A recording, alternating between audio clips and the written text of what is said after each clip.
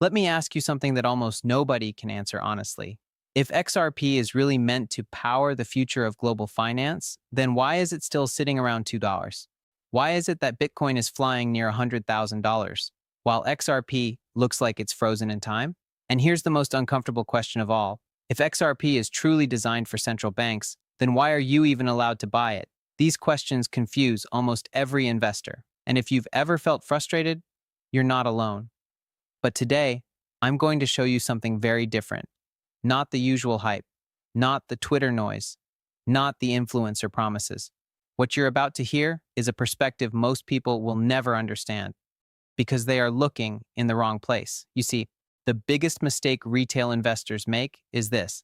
They think the price on their screen shows the real story, but it doesn't. What you see on Binance, Coinbase, or any exchange is only a tiny piece of the puzzle. The real game? That's happening somewhere else, behind closed doors, in private rooms, between institutions that don't care about your chart or your emotions. This is what we call shadow liquidity. And once you understand this concept, everything starts to make sense. Let's break it down in the simplest way possible. When you buy XRP, you probably go to an exchange. You click buy, you see the price move, you think that's the market. But for institutions, that world doesn't exist. They don't go to exchanges, they don't press buy buttons, because if they did, the market would explode instantly.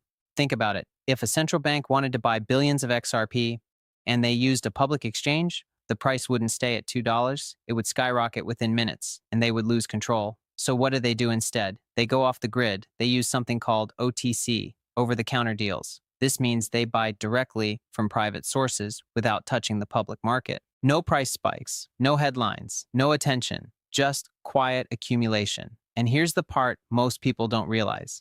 These deals are often protected by NDAs, non-disclosure agreements. That means legally, nobody can talk about them. So while you're sitting there watching a flat chart, thinking nothing is happening, massive deals could be happening in the background, billions moving silently. This is why the price feels stuck, because the real demand isn't showing up on your screen. Now let's go even deeper. Imagine a country preparing for a new financial system. Do you think they would wait until the price explodes and then start buying? Of course not. They would secure their supply early, quietly, strategically, at controlled prices. This is exactly how institutions think. They don't chase hype.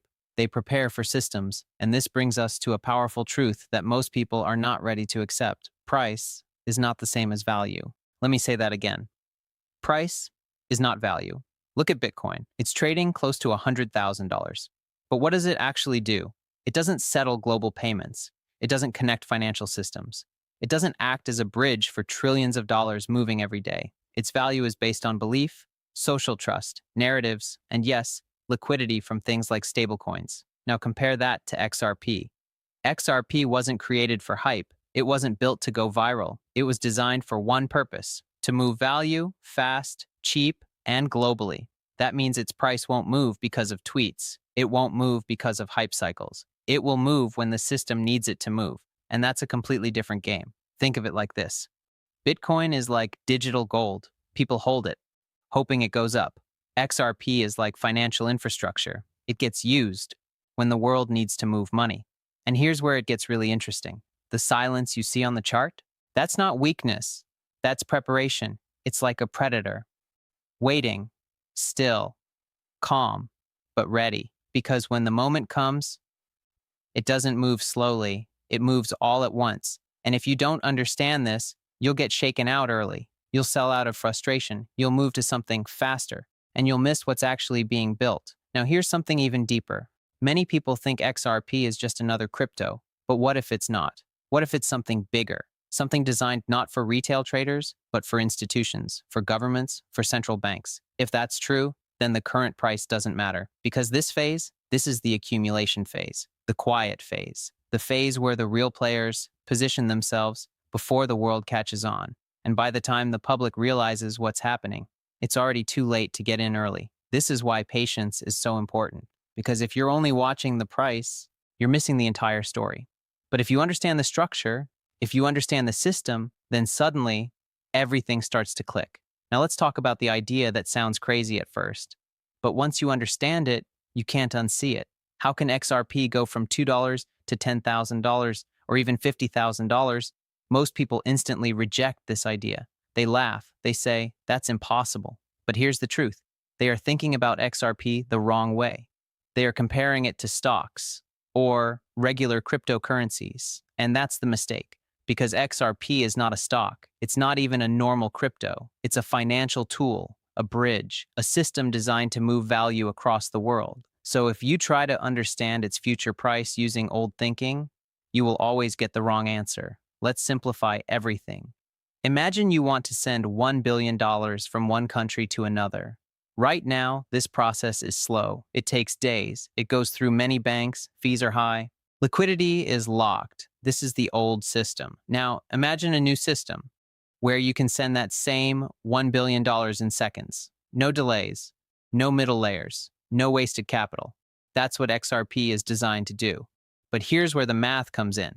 The price of XRP directly affects how efficient this system is. Let me show you something simple. If XRP is priced at $1 and you want to move $1 billion, you need 1 billion XRP tokens. That's huge. That creates pressure on the market. It causes slippage. It creates volatility. And institutions hate volatility. Now let's change one thing. What if XRP is priced at $10,000? Now to move that same $1 billion, you only need 100,000 XRP. See the difference? Fewer tokens, less pressure, less movement in price, more stability. This is what institutions want. This is what systems require. So higher price is not a problem. It's actually the solution. Let that sink in. Most people think higher price means harder to use. But with XRP, it's the opposite. Higher price makes it more efficient. Now here's another piece that most people ignore. XRP is divisible. One XRP can be split into 1 million smaller units. These are called drops. So even if XRP is $10,000, you don't need to buy a full coin. You can use fractions. Let's make it simple. If XRP is $10,000, then one drop is worth $0.01, 1 cent. That means you can still make small payments easily. Buy coffee, pay for services, send small amounts, all using fractions of XRP. At the same time, large institutions can move billions using only a small number of tokens. This is powerful. It means XRP works at both levels, small payments and massive global transfers. And this is exactly what a global financial bridge needs to do. Now let's zoom out. Think about the scale of money in the world. We're not talking about millions. We're not even talking about billions. We're talking about trillions and even quadrillions. Global finance is massive, and XRP is designed to sit in the middle of that system, to connect everything, to move value from one place to another. But here's the problem. If the price is too low, the system can't handle that level of money. It's like trying to push an ocean through a small pipe. It just doesn't work. So what happens? The pipe has to expand. And in XRP's case, that means the price has to go up, not because of hype, not because of speculation, but because the system requires it. This is what most people miss. They think price goes up because people buy. But in this case, price goes up because the system needs a higher value per unit. It's a completely different way of thinking. And once you understand this, those crazy numbers don't look so crazy anymore. $10,000 XRP, $50,000 XRP, these aren't random guesses. They are potential outcomes based on utility, based on how much value the system needs to move. Now think about Bitcoin again. Bitcoin reached $100,000 mostly because of belief. People bought it, held it, talked about it. That created demand. But XRP is different. Its future demand is not based on belief. It's based on usage, real usage, daily usage, global usage. And when something is used at that level, its value reflects that usage. Now here's a question for you. If XRP becomes the bridge for global payments, if banks start using it every day, if trillions of dollars flow through it, do you really think it will stay at $2? Or even $10, or even $100, or does it need to be much higher? To support that level of activity, this is the question most people avoid, because the answer challenges everything they believe. And this leads us to something even bigger: supply. Because no matter how big the demand is, supply always matters. And XRP has a very important rule. There will only ever be 100 billion XRP, no more, no printing, no inflation. That's it. Fixed. And when you combine fixed supply with growing global demand, you get something very powerful. Now let's talk about something that almost nobody in crypto truly understands: scale. Because until you understand the size of global finance, You will never understand XRP. Most people think in small numbers, thousands, millions, maybe billions. But the financial system, it operates on a completely different level. Let's break it down in a simple way. Every single day, the foreign exchange market, just currency trading, moves around $7.5 trillion daily. Not yearly, not monthly, daily. Now think about that. Every 24 hours, trillions are moving between countries, banks, and institutions. Now let's go even bigger. The derivatives market, this is where things get insane. It's estimated to be over 1.2 quadrillion. Yes, quadrillion. That's $200 trillion. And then we have cross-border payments, over 150 trillion every year. So now let me ask you something. If XRP is meant to sit in the middle of this system, to act as a bridge, to help move even a small percentage of this money, do you really think $2 makes sense? Let's do some simple thinking. Even if XRP captures just 1% of global financial flows, we're still talking about trillions of dollars. Now, here's where it gets interesting. XRP has a fixed supply of 100 billion coins. That's all that will ever exist. But here's the reality most people don't understand. Not all of that supply is actually available. A large portion is locked. Some is held in escrow. Some is held by institutions. Some will be stored by central banks. So the real circulating supply, the supply actually being used for transactions, could be much smaller. Let's say, for example, only 25 billion XRP are actively used in the system. Now imagine trillions of dollars trying to move through just 25 billion tokens. What happens? Each token has to carry more value. It's simple math. If more money flows through fewer tokens, the value per token increases, and not just a little, but significantly. Now think about this in a real-world example. If you have a small bridge, it can only handle a limited amount of traffic. But if you want to move massive amounts of cargo, that bridge needs to be stronger, bigger, more valuable. XRP is that bridge. And if it's going to carry global finance, its value must reflect that responsibility. This is why many people believe XRP is not just another asset, but a potential global reserve asset. Now, what does that mean? A reserve asset is something that central banks hold to back their systems, to provide liquidity, to ensure stability. Right now, that role is mostly played by the US dollar, but the system is changing. Digital systems are replacing old systems, and XRP is positioned right in the middle of that shift. Now, here's something important. Banks don't think like retail investors. They don't care about buying low and selling high. They don't care about hype. They care about speed and efficiency. They ask questions like, how fast can we move money? How much liquidity is available? How stable is the system? And this is where XRP stands out, because it's not just about holding it. It's about using it. Once XRP reaches full utility, it stops behaving like a typical crypto. It becomes something else, a financial instrument, a tool used every day behind the scenes. At that point, something very important happens. Retail investors start getting pushed out, not because of rules, but because of price. If XRP reaches extremely high values, the average person won't be able to buy full coins anymore. They will only be able to buy small fractions, drops. And remember, that's by design, because XRP was built to be divisible, so it can still function, even at very high prices. Now let's connect everything together. We have massive global financial flows, limited XRP supply, growing institutional demand, a system that requires efficiency. When you combine all of this, you don't get a low-value asset. You get something that needs to be priced high to function properly. This is why some people say XRP reaching $10,000 or even higher is not just possible, it's necessary. Because without a higher price, the system simply cannot scale. It cannot handle the volume. It cannot operate efficiently. And this brings us to a turning point, regulation. Because no matter how good the technology is, it needs legal approval to fully activate.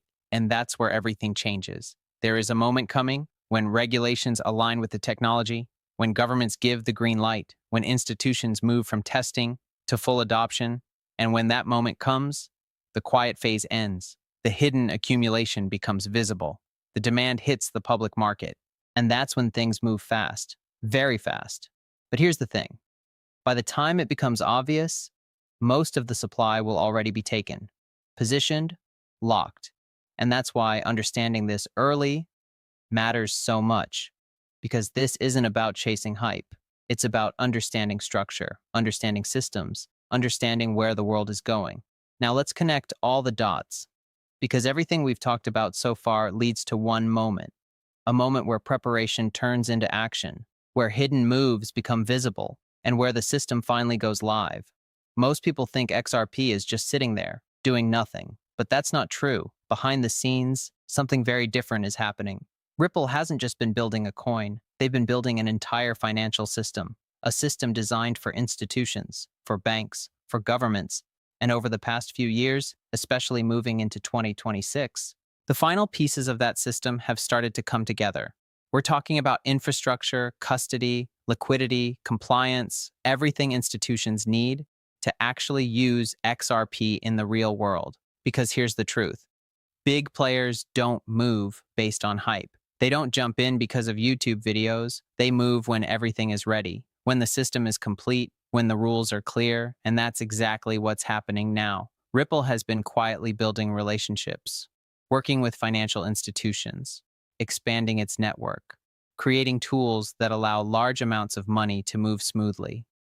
This isn't speculation. This is integration. And here's where things get even more serious. Institutions don't buy and hold like retail investors. They integrate and use. They plug XRP into their daily operations. Treasury management, liquidity flows, cross-border settlements. This means demand doesn't come from hype. It comes from necessity, from usage, from real-world application. And when something becomes necessary, its value changes completely. Now let's talk about the moment that changes everything. Regulation. For years, crypto has lived in uncertainty, questions about legality, questions about classification, questions about how governments will treat it. But that phase is ending, because once regulation becomes clear, institutions are free to move. And when they don't move small, they move at scale. We're talking billions, trillions, flows that can reshape markets overnight. This is why many people are watching 2026 closely, because this could be the moment when everything aligns. Technology, infrastructure, regulation, adoption. And when all four come together, you don't get slow growth, you get explosive change. Now here's something most people don't realize. By the time regulation is clear, most of the positioning is already done. The smart money doesn't wait for confirmation. It moves before, quietly, strategically. This is why the price can stay low for so long, and then suddenly move fast. Because once the green light is given, there's no reason to hold back. And here's where the final shift happens. XRP stops being seen as a crypto and starts being seen as a monetary instrument, a tool used in the financial system, just like currencies, just like reserves. At that point, everything changes. Retail trading becomes less important, speculation becomes less relevant, and utility takes over. Now think about what that means for price. If XRP is being used every day by banks, by institutions, by governments, to move massive amounts of money, do you really think it will behave like a typical crypto? Or will it behave like something much bigger, something essential?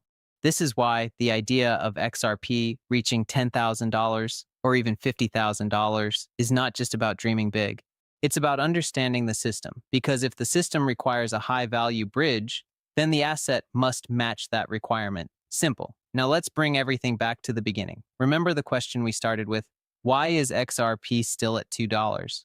Now you have the answer. Because price, right now, is a distraction. The real story is value. The real story is accumulation. The real story is preparation. While most people are focused on short-term movement, the long-term system is being built. And once that system is fully active, the price will no longer be controlled by retail markets. It will be driven by global demand. And at that point, everything changes. So here's the final takeaway. Bitcoin's value is driven by belief. XRP's value is driven by utility. One depends on people thinking it's valuable. The other depends on the world needing it. And when the world needs something, its value becomes undeniable. Now here's the real question. Which side are you on? Are you focused on short-term price or long-term transformation? Because the people who understand this early are the ones who position themselves before the shift, before the crowd, before the explosion. And when that moment comes, they're not chasing. They're already there. Final question for you. Do you believe XRP is just another crypto or a future financial bridge? Comment below, bridge or just crypto. The system is almost ready. The math is already clear. Now it's just a matter of time.